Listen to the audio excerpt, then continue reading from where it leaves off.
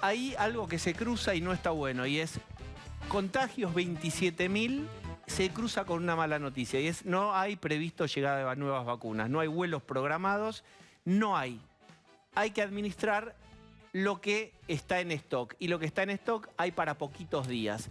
Este es un punto. El punto es que el Ministerio de Transporte ya decretó que en trenes, en subtes, en colectivos, los vidrios van a ir abiertos. Es decir, acostumbrémonos a este nuevo cambio de hábitos. Empieza el otoño, ya está entre nosotros, va a venir el frío. A vidrios abiertos, todos más abrigados. Esta es la cuestión y se evalúan también restricciones. Como ustedes saben, la provincia de Buenos Aires pide endurecer y ahí está tratando de resistir la ciudad de Buenos Aires. Todo esto que ustedes ven, pero en versión 2021, que nos encuentra más fatigados, más experimentados, pero bueno, en un proceso también psicológico, psíquico, que es complejo, que es cómo vamos a hacer frente a la nueva ola de privaciones. Está con nosotros Marcelo Cetkovich. El doctor Cetkovich es referente de INECO, el psiquiatra jefe de INECO. ¿Cómo estás, Marcelo? Bien, muy bien, Diego. Antes de preguntarte en el general, decime cosas que te hayan reales, obviamente sin decir el nombre, en tu consultorio te hayan llamado la atención de los últimos tiempos. Ayer caminaba por los pasillos de INECO y estaba la sala de electroencefalografía abierta y veo la pantalla del electroencefalógrafo, un registro que me llamó mucho. Yo no soy neurólogo, pero me llamó la atención a mí, que soy psiquiatra, y le pregunto a la técnica, le digo, ¿qué es esto? Pensando que me iba a decir una especie rara de epilepsia, me dijo, secuela COVID. Una persona joven que está lidiando con dificultades cognitivas propias del COVID y se veía orgánicamente los efectos del COVID, que es algo para lo cual tenemos que estar preparados, porque estas cosas se supone que son reversibles y rehabilitables, pero me llamó mucho la atención porque no lo había visto tan claramente hasta ahora. Y estamos viendo en INECO personas con secuelas cognitivas y emocionales, pero mucha secuela cognitiva y anímica post-COVID, y eso es algo para estar atento porque tiene tratamiento, tiene rehabilitación, pero hay que vigilar. Bien, volveremos a eso para ser un poco más específicos y desde ya les decimos que no es la mayoría, digamos, es una minoría muy pequeña que tiene esto, ¿no? Digamos, siempre tratamos de dar la panorámica para que nadie se asuste. Pero empecemos por esto que siempre trabajamos acá, que tiene que ver con afrontamos un nuevo periodo de privaciones, de restricciones, y el gobierno tiene que usar su caja de herramientas. Algunas las tiene más aceitadas y otras no. Y siempre decimos, la herramienta de asustar con números, con cifras, de encerrar, es un camino, el camino de motorizar el cambio vía miedo. El otro es vía información. Desde la psiquiatría, desde la psicología, lo que ustedes investigan, ¿qué es más efectivo para producir cambios de hábitos? La información asertiva y el ejemplo. ¿Qué es asertivo algo? Asertivo es cuando vos decís, en vez de decir esto no va a funcionar, decís esto es lo que funciona y fíjate cómo funcionó en este caso. Como en determinadas cosas, el ejemplo, el famoso ejemplo de los tachos de basura, ¿no? Cuando vos sacás la basura cuando ves que el vecino saca la basura cuando corresponde. Esto es lo mismo, cuando la gente ve que la gente se cuida y que referentes se cuidan, eso es mucho más eficiente que asustar, que dar miedo. La imaginación es la mitad de la enfermedad, dijo Avicena hace 1000 años. Entonces, todo lo que sea susto... Esa frase vale la pena volver. La mitad de una enfermedad es la imaginación. Lo que pensamos que esa enfermedad nos va a producir. Entonces, asustar no ayuda, paraliza, genera conductas de afrontamiento erróneas. ¿Cuáles son, por ejemplo, en este caso? Y agitarse, cometer errores, estar más nerviosos que lo necesario. Una de las cosas buenas que la pandemia produjo es la gente está alerta.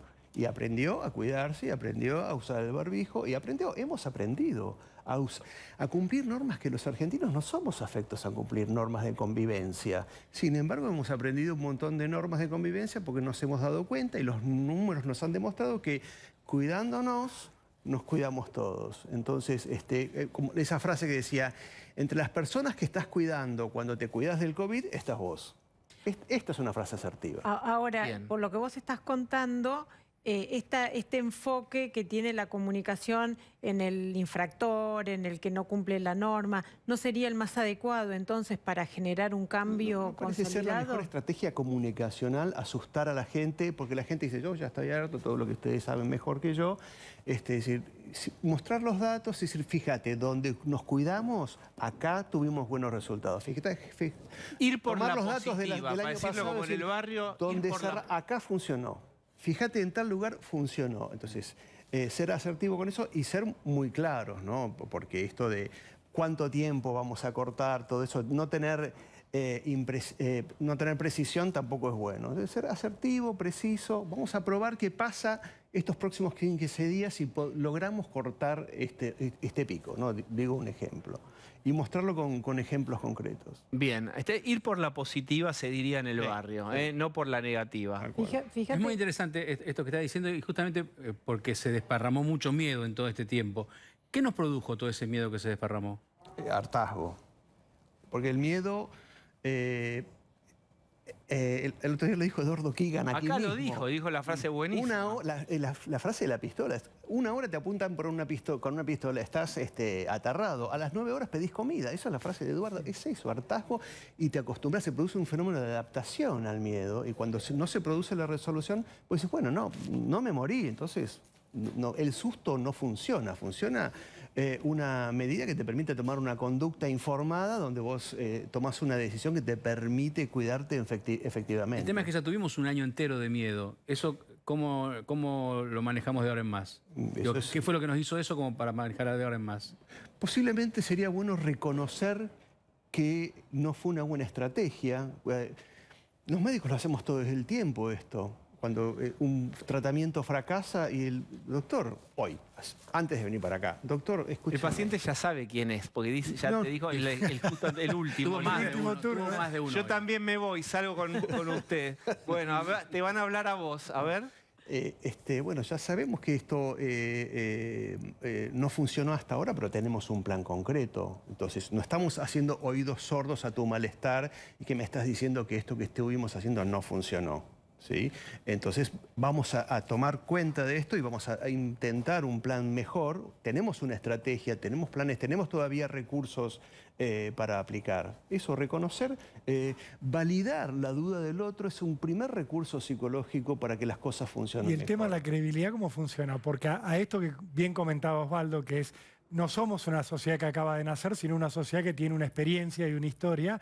Se le suma las vacunas que fueron otorgadas a gente que no tenía que recibirla, el vacunatorio VIP, hoy el caso de una joven, Antonella Del Monte, 24 años, vacunada cuando hay tanta gente esperando. ¿Cómo funciona eso en la gente? Ver que hay una solución que tiene el mundo, que es muy moderna, que es la vacuna, y a nosotros nos dicen abrí la ventanilla y espera un tiempo y vamos a ver qué pasa.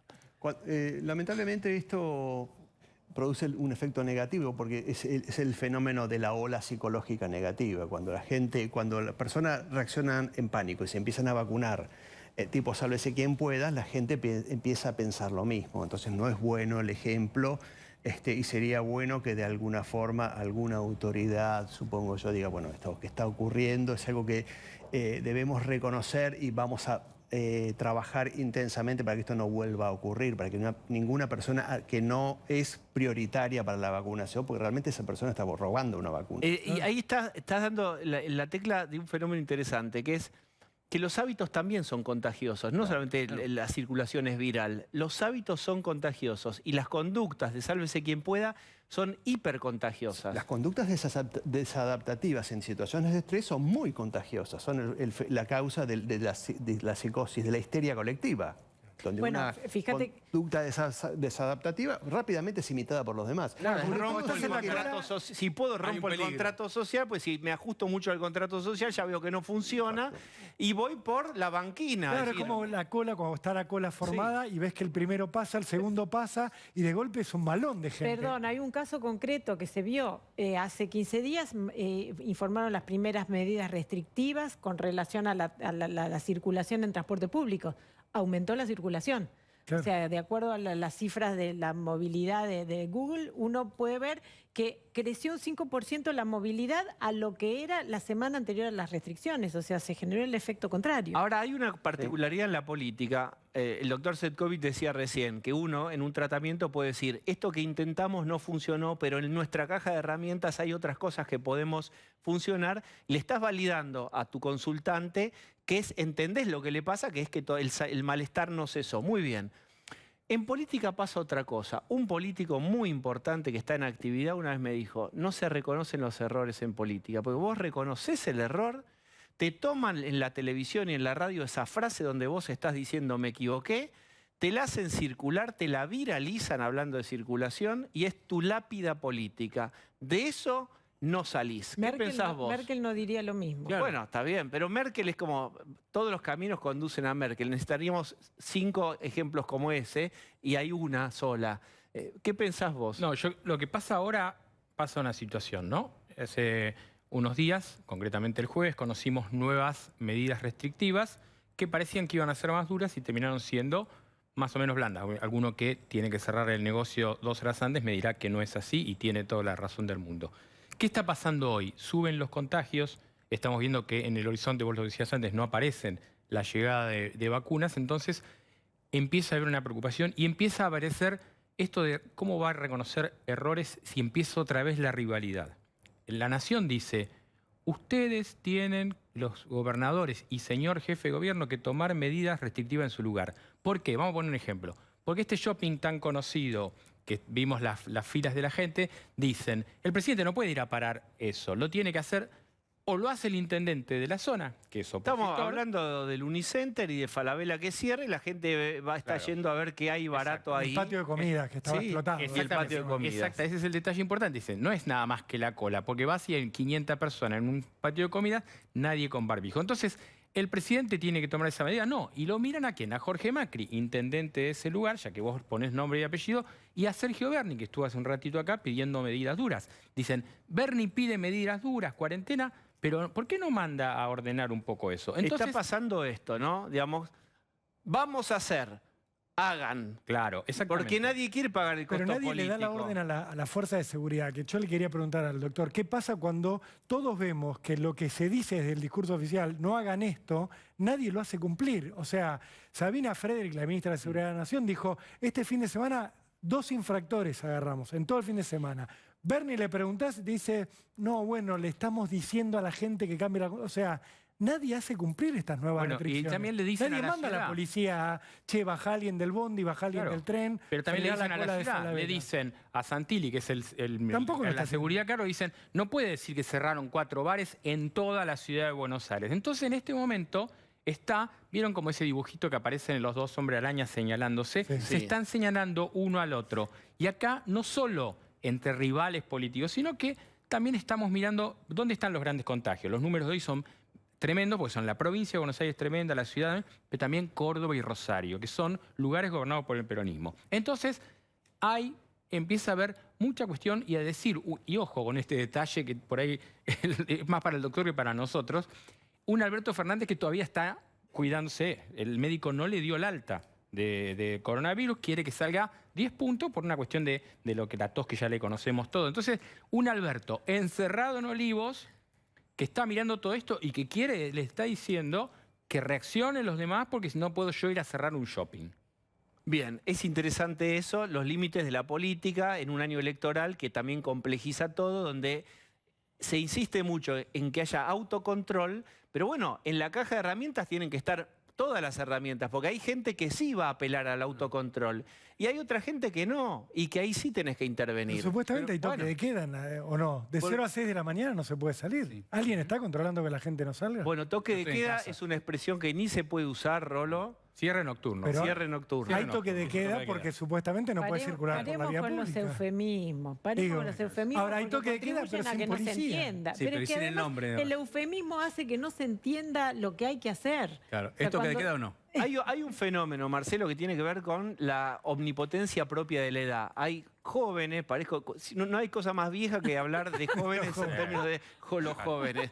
Estás en edad de decir. Bueno, nosotros me acuerdo, los jóvenes. había hace 1000 años en un canal un programa para los jóvenes que decía La Hora de los Jóvenes. Era ¿cómo La Hora de los Jóvenes? Un viejazo. Bueno, un viejazo. Lo que te pregunto es, ¿Qué estás viendo vos o cómo observás la cuestión de la falta de cuidado? No en todos los jóvenes, no en todos, pero hay sí omnipotencia, fiestas clandestinas. A mí no me va a pasar, si me pasa va a ser leve. Lo que ocurre es que eso es un fenómeno que estamos viendo, pero lo que ocurre, nosotros hicimos un estudio en INECO, estamos procesando la segunda etapa de ese estudio, una encuesta muy grande, evaluando el impacto psicológico de la pandemia y encontramos cifras muy importantes. A los 6 días de la cuarentena ya la gente se sentía más deprimida y ansiosa, a los 6 días. Y ahora estamos procesando, estamos mandando a publicar los datos del día 72 y esto se acentúa, la fatiga, el cansancio y la incertidumbre. Pero en nuestro estudio, y esto es confirmado en todo el mundo, los que más sufrieron fueron los jóvenes. Los jóvenes padecieron mucho la cuarentena, la pandemia en general. Entonces, ¿Pero por qué? Explícalo, porque es como medio contraintuitivo. Porque uno podría decir, las personas mayores también se tuvieron que encerrar. Pero ya están en su casa, no salen tanto. ¿Por qué? Sí, les prescribiste el síntoma, Diego. Porque los jóvenes salen más. ¿Quién está a las 3 de la mañana en la calle? Pero está bien. ¿Tu abuelo, no? Pero el que tiene miedo de morirse, en teoría, es el mayor de edad. Eso. A la gente mayor le afectó la soledad del aislamiento y eso sabemos que fue muy negativo, pero es inherente a la conducta del joven, del adolescente, la movilidad y la movilidad social, la identidad con el grupo. Y la eso identificación, la construcción de tu identidad, el espejo con rancheo, otro, como el dicen los rancheo. chicos, los chicos lo vieron cercenado durante mucho tiempo y es lógico que los haya afectado. Y además han percibido que a su entorno, todos sus referentes, estábamos asustados. Eso. ¿Cuánto impactó esa conversación que tuvimos los adultos, que más allá de lo cotidiano, transmitíamos como muchas dudas, muchos miedos, exceso de cuidados? ¿Cuánto afectó eso en los más chicos? Mucho. Los chicos, los más chiquitos percibieron mucho. Por un lado percibieron mucho la alteración de sus ritmos y la posibilidad de contacto y el efecto estimulante que tiene el contacto social para los chicos y para la maduración psicológica y motriz, etcétera, etcétera, y cognitiva. Pero sintieron mucho el temor de los adultos y el encierro de los adultos, y no hagas eso, los afectó mucho y forma parte de este combo.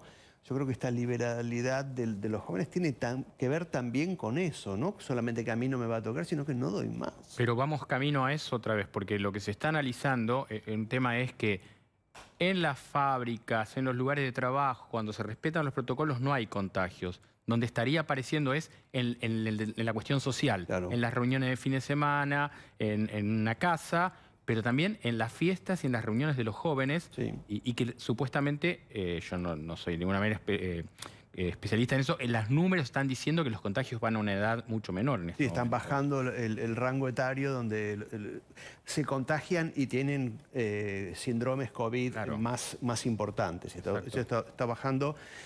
Yo supongo que los jóvenes se van a despertar un poco cuando vean repicar un poquito más cerca las balas, ya sea con algún familiar, que es lo que está ocurriendo, digamos, donde nos movemos nosotros, que es clase media. Todos tenemos a alguien cercano que está afectado, que estuvo internado o que tuvo algún problema, y los jóvenes están empezando a ver eso. Eso es lo que yo percibo en mi microentorno, es que los chicos están empezando a mirar y decir, ¿qué pasa? Bien.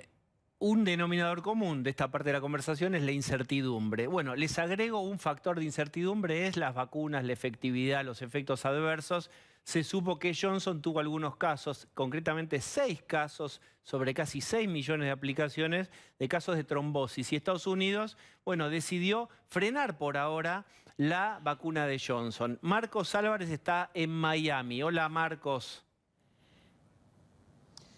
Hola Diego, bueno, la verdad que un verdadero baldazo de agua fría para la vacunación tan exitosa, tan acelerada que se venía registrando aquí en los Estados Unidos con esta noticia, con esta recomendación de la FDA y el CDC para que se suspenda temporalmente la aplicación de la vacuna de Johnson & Johnson, que vos sabés, Diego, y como saben todos, era una de las más buscadas porque al ser monodosis era mucha gente que le tiene miedo a los pinchazos, que quería sacarse encima el trámite, buscaba esa vacuna. Y ni hablar de los turistas, ¿no? Bueno, la cantidad de turistas que llegaron aquí para ponerse esa dosis con poco tiempo para estar aquí, ¿no? Y son 20 días de alojamiento más si tenés que darte el esquema completo con las otras vacunas. En el mejor Claro, de, en el 21 días mejor de si los es la de casos. Pfizer. Claro, 21 días si es la de Pfizer y 28 si es la de Moderna. Si tenés suerte de hacer coincidir todo, de venir hasta aquí, rápidamente ir hasta un lugar, pasar todos los procedimientos, porque te digo que desde que se abrió la vacunación a los adultos mayores de 18 años, se pusieron más estrictos los controles. ¿A qué me refiero con esto? Digo, nosotros habíamos estado mostrando y reflejando que muchas personas venían con el pasaporte y lograban vacunarse. Bueno, las autoridades se enteraron que esto estaba sucediendo y empezaron a exigir, si no tenías una identificación de la Florida, que pudieras comprobar que residías aquí en el estado, aunque sea temporalmente, a través de algún comprobante que podía ser un servicio de luz, de agua, de gas, de teléfono, incluso un resumen de banco, pero en el que figurara tu nombre y una dirección en el estado de la Florida. Y te pedían, o te están pidiendo, 2 comprobantes para justificar esa medida. Entonces, imagínate todas las vallas que tenían que sortear y de repente, cuando ya tenían todo el viaje armado, habían logrado juntar los pesos, hacer coincidir las millas, lo que sea, para poder venir aquí a lograr una vacuna, llega esta noticia que se suspende temporalmente y te digo, que la mayoría de la gente venía hasta esta ciudad o al estado de la Florida, y el estado de la Florida fue uno de los primeros en seguir la recomendación del CDC y de la FDA, y ya en este momento son más de 20 los estados de este país, de los Estados Unidos, que han decidido también plegarse y suspender la administración de la vacuna de Johnson & Johnson.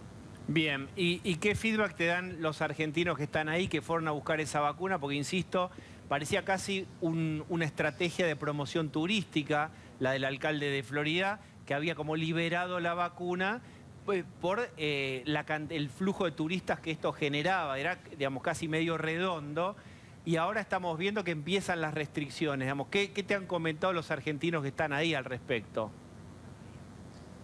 Bueno, era el combo perfecto, como vos lo decís, porque además tenemos al gobernador por un lado diciendo que este es un oasis de libertad al que podían venir a disfrutar y además conseguir la vacuna, y de repente nos encontramos con esta noticia. Entonces, esto genera preocupación, no solo en los que tenían planeado venir y que ahora no saben qué van a hacer, Diego, sino también en los que ya vinieron hasta aquí y se aplicaron la vacuna y empiezan a ver que hay un rango de hasta 3 semanas en los que se pueden llegar a presentar estos efectos adversos. ¿Qué es lo que se está diciendo por aquí? ¿Qué es lo que dicen los expertos? Bueno, que hay que tener confianza porque se han administrado menos de 7 millones de vacunas de Johnson & Johnson. Esto está dando que se está registrando un caso que es extremadamente raro en 1 millón. Entonces, eso les da seguridad, y también lo que dicen que lo que hoy sucedió con este comunicado del CDC y de la FDA es algo muy bueno, porque nuevamente un comité de expertos independientes se van a poner a analizar cada uno de los datos para que ustedes tengan seguridad de que esto es extremadamente raro. De todas maneras, también lo que están diciendo, es el consejo que están siguiendo algunos de los que se han dado la dosis de Johnson & Johnson, es que si hay alguno de estos síntomas, dolor abdominal intenso, dolor de cabeza severo, dolor en las piernas, dolor en el pecho y falta de aire, hay que consultar al médico y tenerlo atento al médico, ir comentándole cuáles son los síntomas para justamente que uno se pueda quedar tranquilo y poder de alguna manera dilucidar si fue la causa o no la vacuna, ¿no? Bien, a ver, espera, Marcos.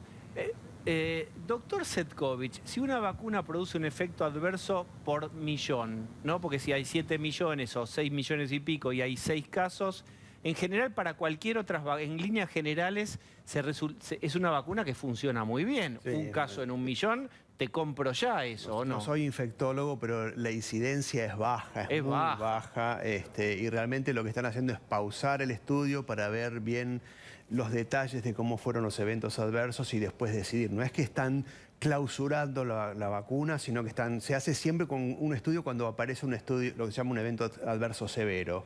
Se analiza y se toma una decisión en base a las conclusiones. Eso es justamente la garantía del seguimiento que están haciendo las vacunas. O sea, contrariamente a lo que puede pensarse que eso las hace más inseguras, esto es lo que confirma que estas vacunas son extremadamente seguras, porque ante la menor secuencia de eventos similares, se suspende. A mí me gustaría preguntarle al colega allá, ¿cómo lo reportan cómo se reportan esos efectos adversos?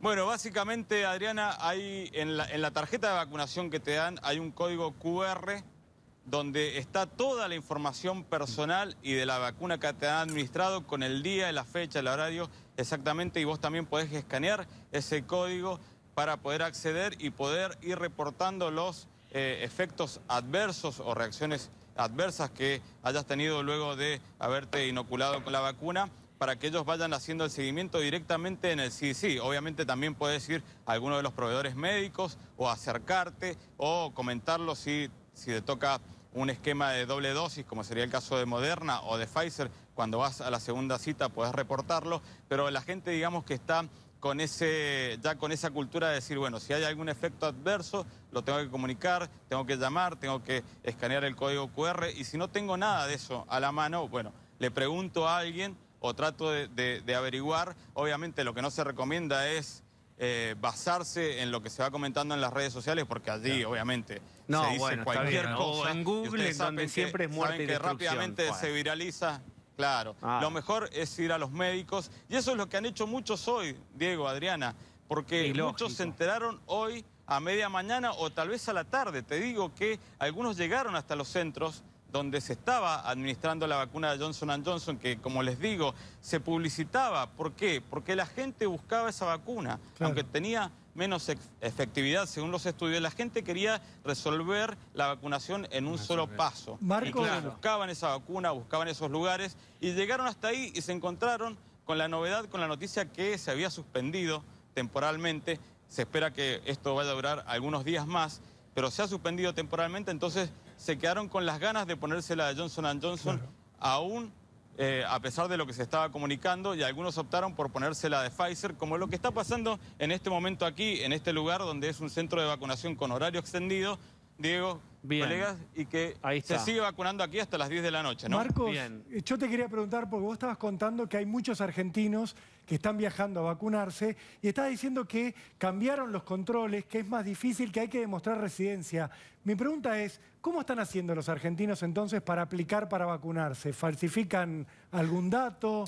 ¿Cómo es el camino de la vacunación turística, si se quiere, desde la Argentina? Te lo pregunto también porque me imagino que hay miles de argentinos mirando y preguntándose si es buena idea viajar o no a Estados Unidos a tratar de vacunarse, si es fácil.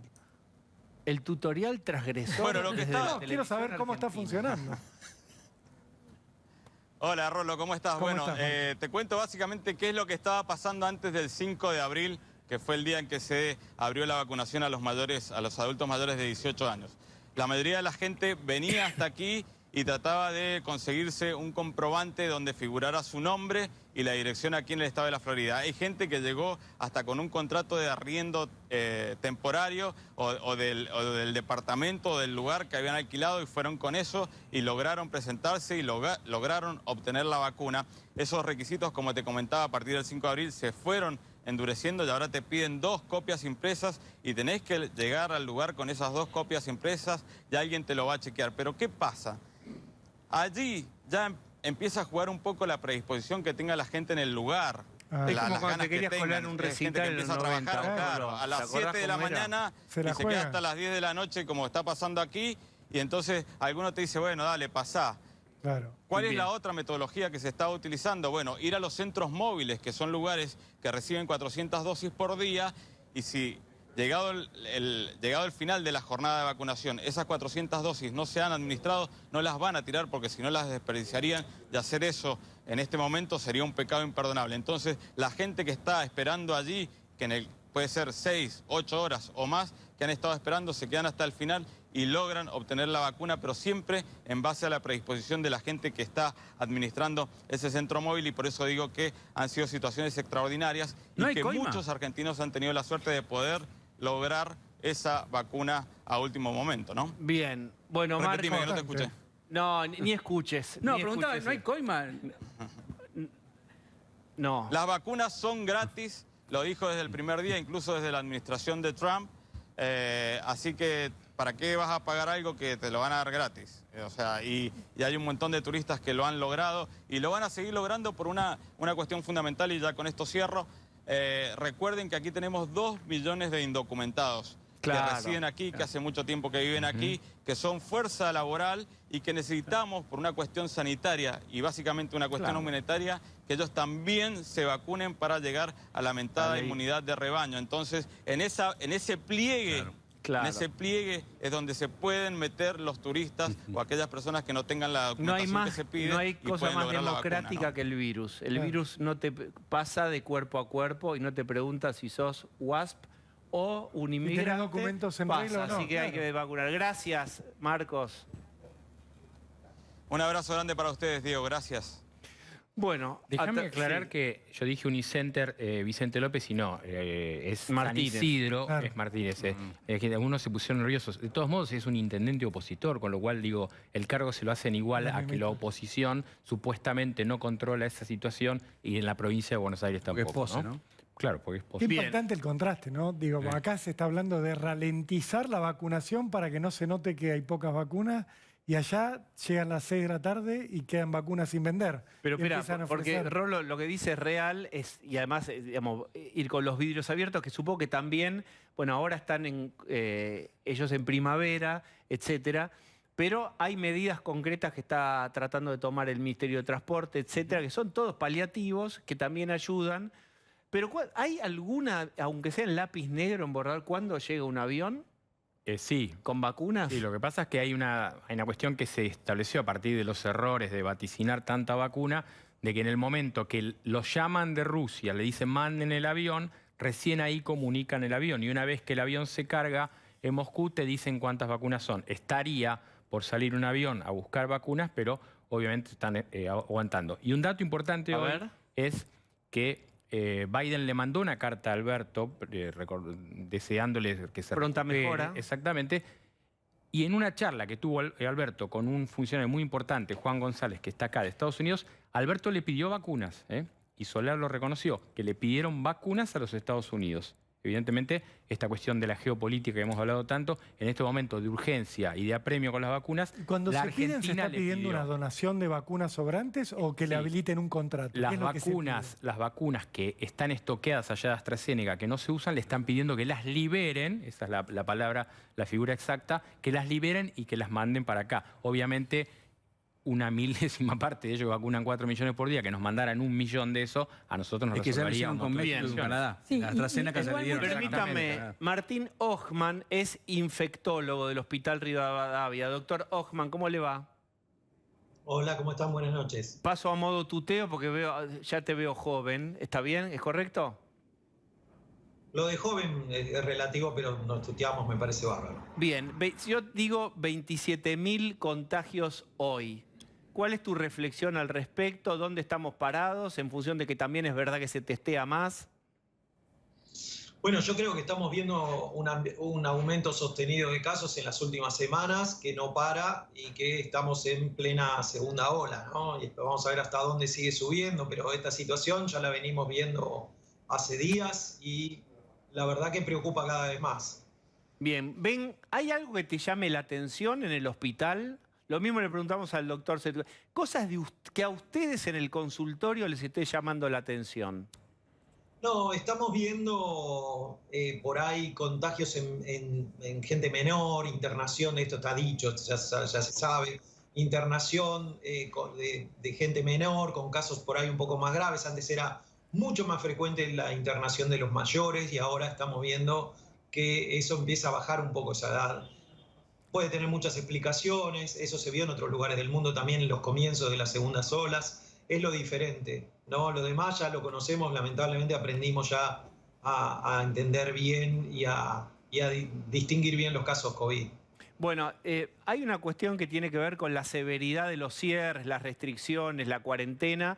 Hubo una reunión en Casa Rosada, hubo especialistas, médicos, también hubo psiquiatras, hubo una psicóloga importante, y ahí en un momento se recomendó hacer cierres muy intensos, pero de menor tiempo. ¿Qué te parece a vos esta idea de muy intenso, pero poco tiempo? Bueno, a mí me parece bien. Aprendimos el año pasado que los cierres largos tenían, yo pienso que epidemiológicamente fueron útiles, pero tuvieron mucho impacto en otras cosas, ¿no? Entonces, esos impactos hay que minimizarlos. Es verdad que claramente cuanto más circulación de la comunidad hay, cuanto más gente hay en la calle, más probabilidad de transmisión hay. Ahí tenemos cepas que contagian más que antes, así que la verdad que el tema de la circulación sin control y restricta creo que es perjudicial. A mí me parece que puede llegar a ser necesario un cierre importante, no sé si total, pero importante, por un tiempo limitado que sea tolerable desde todos los otros puntos de vista que hay que analizar antes de tomar una medida de este tipo. ¿Ustedes también están con posibilidad de saturación de las camas de terapia intensiva?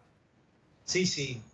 Estamos viendo una ocupación hospitalaria mayor que el año pasado. Es verdad que muchos hospitales, yo estoy en la ciudad de Buenos Aires, es verdad que muchos hospitales habían abierto camas y redistribuido el personal y eso volvió para atrás en el verano y todavía como que falta volver a ponerlo a punto, pero como están las cosas hoy, sí, la capacidad está cerca de estar colmada. Digo, hay posibilidades de abrir más camas, no es que no hay posibilidades, de hecho el año pasado hubo más camas, pero el tema que estamos teniendo, que está viendo en los hospitales, creo que de todo el país, es que el personal está siendo bastante escaso, está siendo difícil de conseguir. ¿El personal de ustedes están vacunados con las 2 dosis? Estamos vacunados con las 2 dosis, sí, bien. La gran mayoría de nosotros. ¿Y tienen muchas bajas, contás vos? No, bueno, digamos, los hospitales, ustedes saben que los hospitales de todo el país siempre tuvieron problemas de personal, no se renovaron cargos por mucho tiempo, enfermería siempre fue escaso, y ahora realmente se ve ese impacto. Hubo mucho personal de salud que fue licenciado por enfermedades, comorbilidades, por edad, que ahora apareció estos días un decreto que hace que esa gente ya vacunada vuelva, y ahí creo que vamos a tener un poquito de aire. Todavía no se efectivizó, pero es muy probable que veamos a nuestros compañeros que estuvieron licenciados otra vez trabajando con nosotros y eso dé un poco de aire. Pero son cosas que, reitero, cuando uno dice, bueno, los hospitales están al 100% o al 95%, bueno, es verdad, pero hay posibilidad de abrir más camas, estamos esperando que vuelvan compañeros, entonces, digamos, creo que eso se puede mejorar un poco y dar un poco más de aire en los próximos días. Bien, bueno, muy bien. Doctor Martín Hochman, gracias. Gracias a ustedes, buenas noches. Bien, ahí dio un panorama que es complejo, pero no es muerte, destrucción, heavy no está por caer el meteorito. Contémoslo también, hay que tomar los recaudos necesarios. Ahora, ¿cierra hasta qué horizonte estamos hablando? Bueno, porque se ven otros países que dicen, bueno, cerramos hasta poder avanzar en la vacunación porque ya tenemos 3 millones de vacunas y nos falta poder aplicarlas. ¿Cuál sería nuestro horizonte en este cierre? El año pasado era hasta que pongamos el sistema de salud en ¿Ahora orden. cuál es? Ahora es el estabilizar. Bueno, nosotros hoy teníamos 27.001. Sí. Lo que se está pensando es, no hay que alarmar, pero que esto crezca un 10% más. Entonces, ¿qué quieren hacer? Quieren que esta curva que está yendo así, el doctor me corregirá, lo que no es que va a bajar. Que esté topeado, o sea, claro, máximo en 30, es decir, 10% te da 30. Claro, que frene ahí y con este fenómeno de las internaciones y que, bueno, la vacuna está demorada, obviamente, fin de abril es el universo donde vendrían estas vacunas AstraZeneca y las chinas que aflojarían esta historia. Después hay que colocarlas porque la Argentina está vacunando 200.000 personas con toda la furia un día. Bien. Somos el caso de la zona sur, el segundo de la zona país sur de Lanús, Banfield, Lomas, de Latinoamérica.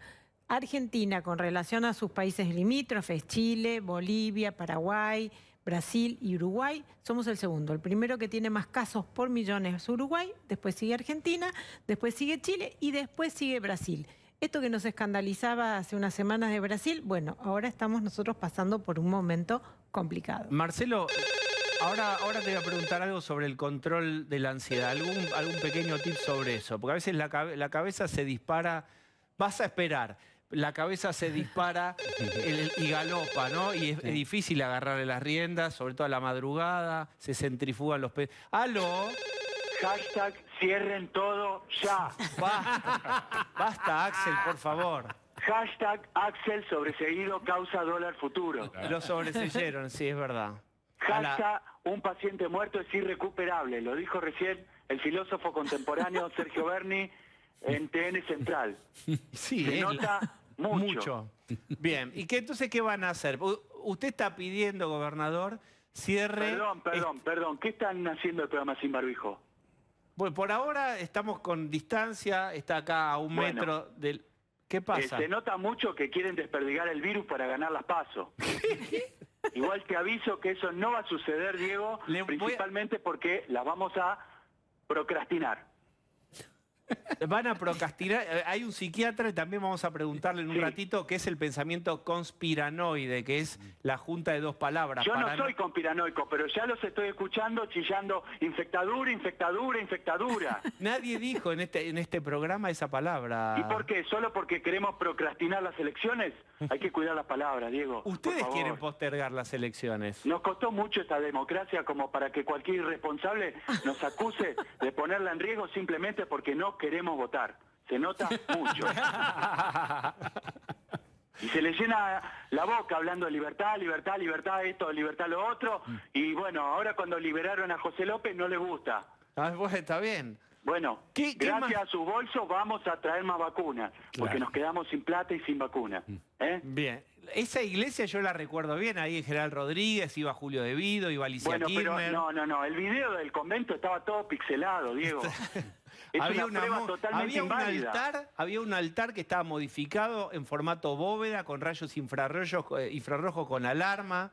Esas son las fantasías tuyas y de la nata. Traigan un video en HD con sonido, algún plano cenital desde un dron y por ahí hablamos. Pero con estas pruebas truchas, como las fotocopias o videos pixelados, no pueden pretender inventar una causa. #Lawfare. Oíste ahora a puro hashtag. En esa iglesia Cristo no resucita, retorna. Es muy bueno ese chiste, le voy a poner un impuesto. Muchas gracias, Axel. Es muy gracias, bueno, gobernador. se nota mucho. Bien. Marcelo, ¿qué es algo que circula mucho la palabra conspiranoide, que es como el mix de conspirativo y paranoide? ¿Y por qué es tan tentador? En realidad es una vacuna que Bill Gates o tal país hace para controlar, está todo programado. ¿Por qué apasiona tanto lo conspiranoide? Porque parece ser que llena algunos casilleros cognitivos que tienen algunas personas que les gusta, sesgan a ese lado, y son hipótesis predigeridas, fáciles de entender y que de alguna forma, en la medida que terminan con la incertidumbre, compramos rápidamente. Y divide rápido el mundo entre buenos y malos, quién me persigue, quién es el opresor y el oprimido. Exactamente. Es decir, es un atajo al pensamiento un poco más complejo. Exactamente, la desconfianza es una tendencia natural que tenemos los seres humanos que nos preserva de los peligros. Entramos a un bosque oscuro desconfiados porque eso nos va a mantener vivos. Entonces, es una tendencia natural que tenemos. Y cuando hay hipótesis bien estructuradas, porque la gente que las arma sabe lo que hace, eso cae fácilmente en esta tendencia cognitiva y hay gente que prefiere que le den estas comidas predigeridas y las compra rápido. Es como el fast food de la toma de decisiones, comprar una hipótesis que te deja tranquilo. Y además, siempre hay alguien que es el malvado y organiza el mundo de modo más fácil, porque el mundo en general es más caótico y hay muchos malos, no hay uno solo. Y es más de todos contra todos, no de todos contra mí. ¿Puedo dar la parte positiva? Sí. ¿Te acordás que el otro día te reías cuando di el dato de que Argentina era el país que más había consumido de todo el mundo de música de meditación en YouTube? Es decir, hay como... Ese te provoco. ¿Está chequeado ese dato? Recontra chequeado. Amado, ¿está chequeado ese dato? Recontra chequeado. La gente de Google me sabe porque lo mandó y está publicado además. ¿Cuánto hay de esa búsqueda, digo, más allá de la búsqueda de la confirmación desde la paranoia?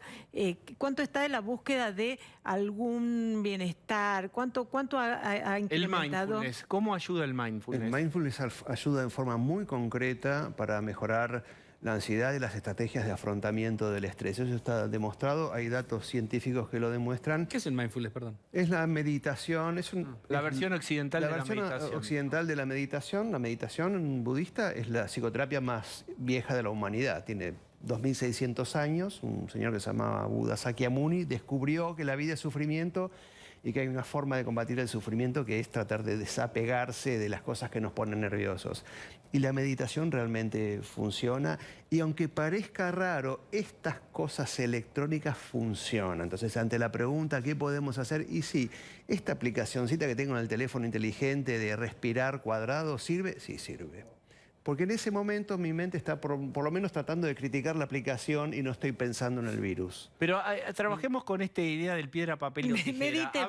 Meditemos, hagamos una sesión. Espera, a veces la respiración mata el pensamiento que se dispara, ayuda a controlarlo. Totalmente. Y no el pensamiento que controla otro pensamiento que controla otro. No se controla vía pensamiento. Por eso los budistas dicen que la respiración es el ancla de la mente. Ellos dicen, la mente no puede controlar la respiración, pero la respiración controla la mente. Y si vos te concentrás en respirar, vas a transitoriamente lograr cierta tranquilidad, porque lo que estás haciendo es, al concentrarte en la respiración, estás sustrayendo tu mente a las preocupaciones. Lo que estás haciendo fuerza para que tu mente vaya a otro lado. Es como ver una serie. Tal cual. Bien. O tener un hobby. O tener un hobby. Eso es importante. Digamos, demos herramientas. Digamos, la ansiedad, hay una ansiedad circulante en todos. Hay gente que tiene un perfil de ansiedad que está exacerbado por este contexto de incertidumbre del que nosotros, tengo una noticia, participamos en la producción de incertidumbre porque no les contamos todo el tiempo certezas porque no las tenemos. ¿Qué hacer frente a eso? ¿Querés otro dato que de los que esos que no me crees? El estado este de meditación o de sustracción se conoce como flow, ¿verdad? El estado flow, que se consigue... Donde miran las series. Sí. Claro, no, en ese caso. Pero, por ejemplo, con los videojuegos. Con lo cual, esto que hablábamos de los chicos que la pasaron muy mal y los padres se ponían nerviosos porque jugaban a videojuegos, también era una forma de mindfulness. Sí, puede ser mindfulness, pero también puede ser medio disociativo. Vamos a hacer una tanda y tenemos algunas herramientas concretas que con el doctor Cvetkovic podemos contarles. Tanda.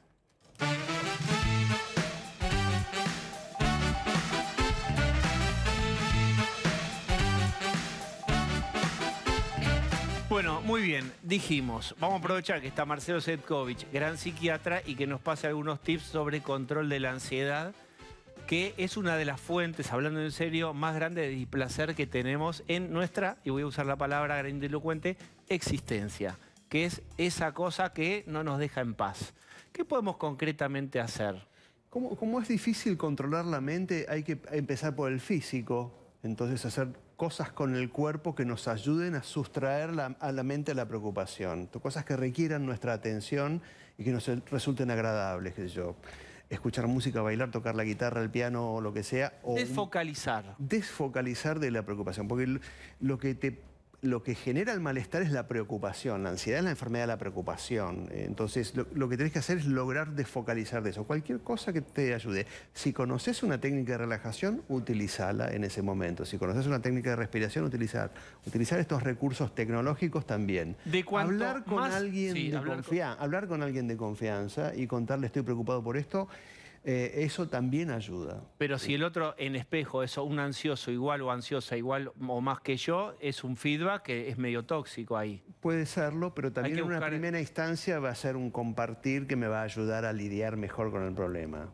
Bien, porque hay una cosa que a veces más es menos, es decir, más exposición a la información, todo el tiempo estar conectado a un caño de información sobre la última cosa, eso puede también tener más que nutritivo, se vuelve tóxico. La sobreinformación produce residuo cognitivo y aumenta el nivel de ansiedad y puede ser, es contraproducente. Se llama residuo cognitivo. Sí, residuo cognitivo son las cosas, las redes sociales. Todo lo que te intoxica produce un residuo cognitivo, te ocupa la cabeza y no es cierto que atendés más cosas, atendés menos cosas. Entonces hay que cortar las redes sociales.